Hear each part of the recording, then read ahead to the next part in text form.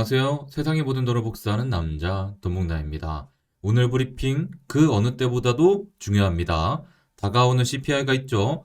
귀 쫑긋 세우시고 집중해서 브리핑 들으세요. 달러 인덱스가 상승 추세를 이어가고 있습니다. 달러 인덱스가 노란색 추세선의 지지를 받고 급등이 발생한다면 어떻게 될까요? 자산 시장에 조정이 발생할 수 있습니다. 주의가 필요한 상황이죠. 자, 같은 맥락에서 미국 국채 금리도 하락 추세선을 깨고 상승 중입니다. 작년 말 이후로 미국 국채 금리가 최고점을 찍고 하락할 것 같은 관점이 우세했지만 현재의 추세가 조금 더 지속된다면 새로운 고점을 갱신하게 될 가능성도 열리게 됩니다. 자, FOMC 기준금리 인상에 대한 월가의 전망도 살펴볼까요? 6월 FOMC부터 최종금리가 5.5%까지 올라갈 것에 대한 예상이 높은 비중으로 등장하기 시작했습니다.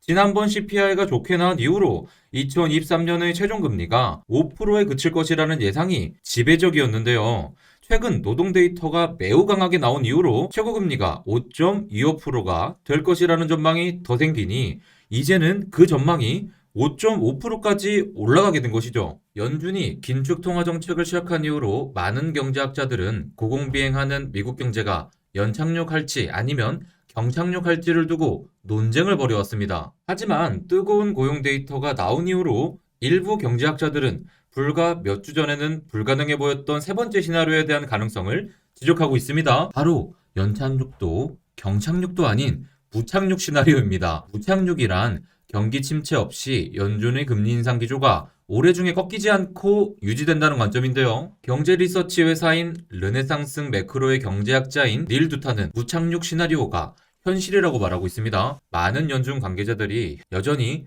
올해의 경제가 둔화될 것이라고 예상하고 있는 상황이지만 사실 그것은 미국 경제가 다시 가속화되고 있다는 명백한 사실을 인정하지 않는 것일 뿐이라고 그는 지적하고 있습니다. 이에 관해 모건 스탠리 수석 이코노미스트는 연준은 인플레이션 목표치를 2%에 근접시키기 위해 금리를 더 인상할 수 있다면서 무착륙 시나리오란 단지 경착륙, 연착륙이 일어나기를 기다리는 것이라고 말했는데요. 골드만삭스도 실업률 감소 등 거시 데이터가 개선된 것을 근거로 향후 12개월 내에 경기 침체가 발생할 가능성을 35%에서 25%로 하향 조정했습니다. 바로 이러한 내용들로 인해 FOMC 기준금리에 대한 예상치가 상향 조정된 것입니다. 탄탄한 고용 데이터로 인해 미국 경기 침체 가능성이 낮아졌고요. 그로 인해 연준이 좀 더 강한 긴축 정책을 2023년 내내 이어갈 수 있을 것으로 투자자들이 바라보게 된 것이죠. 파워립이라 불리는 닉 티밀하우스는 어제 이런 트윗을 올렸습니다. 연착륙 대 경착륙, 비행기가 활주로에 닿기 전에 재가속을 시작하면 어떻게 될까요? 더 나은 글로벌 성장과 타이트한 미국 노동시장이 무착륙을 초래할까요? 우리가 보기에 무착륙은 그저 연착륙 또는 경착륙이 일어나기를 기다리는 것뿐입니다. 여러분들, 이 말의 의미가 무엇일까요? 경제는 우상향하는 과정에서도 화랑과 불황을 번갈아가며 발생시키게 되어 있습니다. 그렇기에 침체를 잘 지나가야 그 다음 회복과 호황기도 안정적으로 진행될 수가 있죠. 자, 왼쪽 하단에 네모난 박스 이 부분을 좀 더 설명하자면 지금처럼 연준이 고금리 정책을 이어가는 상황 속에서는 적당한 수준의 경기 침체와 함께 경기가 리셋되고 물가가 안정되어야 그 다음 경기 사이클이 안정적으로 진행될 수 있습니다. 하지만 미국 고용시장이 뜨거운 상황에서 세계 경제까지 갑자기 화랑기로 들어가 버리면 연준은 금리를 낮출 타이밍을 잡을 수 없게 되어버립니다. 그렇게 되면 고금리에도 불구하고 경제가 다시 타오르게 되는데요. 여러분들, 바로 2004년 중순에서 2007년에 이르는 기간 동안에 미국 경제가 그랬습니다. 당시에는 높은 기준금리에도 불구하고 증시가 점점 더 뜨거워졌는데요. 그런 상황이 가능했었던 것은 중국 경제가 빠르게 성장하며 세계 경제를 끌어올렸기 때문입니다. 게다가 미국에서는 부동산 버블까지 형성되면서 높은 금리를 무시하는 상황까지 가버린 것이죠. 자, 근데 그런 성장 끝에 결국 발생한 것이 뭔가요? 맞습니다. 2008년 금융위기죠. 금리가 높아지는 상황 속에서 경제가 침체를 경험하지 않고 무리해서 활황을 이어갔기 때문에 터질 때 너무 크게 터져버린 겁니다. 그렇기에 지금 상황에서도 경기가 일종의 불황을 통과하면서 상륙을 경험하지 않으면 어떻게 될까요? 결국 더 큰 타격을 받게 될 위험이 커진다는 것을 여러분들은 인지할 필요가 있습니다. 경기가 불황인 상황을 통과해서 물가가 제대로 잡히고 물가가 잡혀야 연준도 치솟는 금리를 내릴 수 있습니다.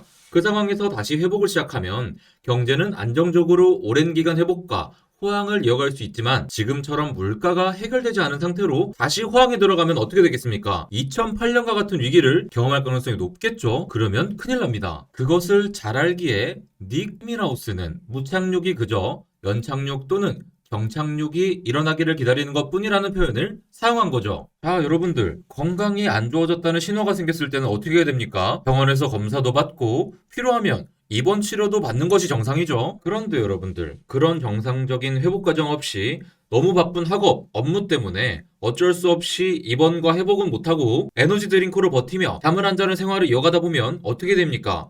결국 건강이 크게 악화될 수밖에 없습니다. 경제도 마찬가지입니다. 고물가와 고금리가 유지되는 상황에서 경제가 지속적으로 성장할 수는 없습니다. 그런데 만약 다른 요인에 의해 경제가 끌어올려진다면 당장에는 여러분들 좋을 수 있겠죠. 하지만 그 이후 더 큰 위기가 불러온다는 것을 투자자들은 인지하고 대비할 수 있어야 됩니다. 어떤가요, 여러분들? 대충 거시경제 흐름 보는 눈이 생기셨죠? 오늘 이야기는 아주 쉽게 풀어 설명해 드렸습니다. 혹시 이해가 안 가신다면 몇 번이고 다시 돌려보셔서 현재 경제 흐름을 파악하시길 바랍니다. 지금 코인 시장은 거시경제를 모르고 투자하다간 크게 낭패를 볼 수 있습니다. 꼭 경제 흐름을 체크하세요.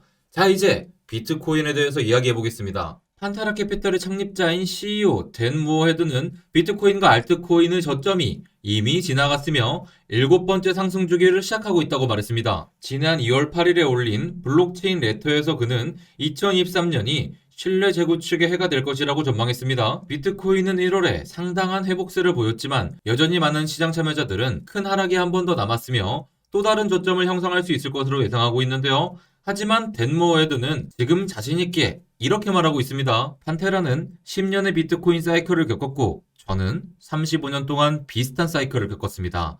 저는 블록체인 자산이 저점을 기록했고 우리는 금리에 민감한 자산 클래스에서 어떤 일이 발생하든 상관없이 블록체인 자산이 다음 강세장 사이클에 들어갔다고 믿습니다. 자, 여러분들, 그의 이러한 관점은 주식과 코인의 상관관계에 대한 논쟁을 무시한다는 점에서 대다수 의견과 다릅니다. 금리 환경에 따라 미국 증시가 어떻게 되든 상관없이 비트코인은 이미 상승 사이클에 들어갔다고 믿기 때문이죠. 모어헤드는 2022년 11월 FTX 사태 이후로 비트코인이 2017년 상승장 최고점 아래로 떨어졌음에도 불구하고 결국 비트코인 가격이 역사적 맥락 내에서 잘 자리 잡았다고 말합니다.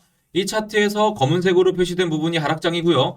노란색으로 표시된 부분이 상승장인데 그런 점에서 그는 지금 이미 비트코인이 상승장에 들어섰다고 생각하고 있는 것이죠. 2021년 11월부터 2022년 11월까지의 하락폭은 하락장 사이클의 전형적인 감소폭과 일치합니다. 지난 하락장들의 기간을 중앙값으로 보면 307일인데 작년의 하락장은 376일이 소모되었고요. 지난 하락장들의 하락률을 중앙값으로 보면 마이너스 73%인데 작년의 하락장은 마이너스 77%로 마무리되었습니다. 그래서 모어헤드는 6번째 약세 주기가 이미 끝났으며 7번째 강세 주기가 이미 시작되었다고 생각하는 것입니다. 그런데 그는 작년의 하락이 2017년의 고점을 깨고 내려왔으며 이는 직전의 상승장 고점보다 낮은 가격까지 떨어진 유일한 경우였기에 다가오는 상승장은 그만큼 더 큰 상승이 될 것이라고 분석하고 있습니다. 과연 그의 예측이 현실이 될까요? 단기적인 조정이야 있을 수 있겠지만 거시적인 관점에서 결국 그의 말대로 될 것이라고 저도 동의합니다. 미국 경제가 어떤 사이클을 겪든지와 상관없이 무한히 발행되는 달러의 가치는 장기적인 관점에서 계속해서 떨어질 수밖에 없습니다. 그런데 반감기를 겪으며 발행량이 점점 줄어드는 비트코인의 상대적인 가치는 점점 커지게 되겠죠. 가치 저장 수단으로서의 비트코인의 가치가 점점 더 커진다는 말인데요. 게다가 비트코인에 대한 기관과 대중들의 관심이 커지다 보면 어느 시점에서는 수요가 폭발하여 그에 따른 막대한 가격 상승이 나올 수 있습니다. 우리는 지금 바로 그런 상승을 준비하는 시기에 있는 겁니다. 그러니 지금 정신 바짝 차리고 시드를 복사할 준비를 해야 하는 것이죠. 자, 그리고 현재 비트코인 보시면은 참 애매한 자리에 있습니다. 여기서 추가로 떨어진다면 0.618 라인 20.9K까지 떨어질 수 있겠습니다. 저희 DBN 컴퍼니가 커뮤니티에 브리핑 나갔죠.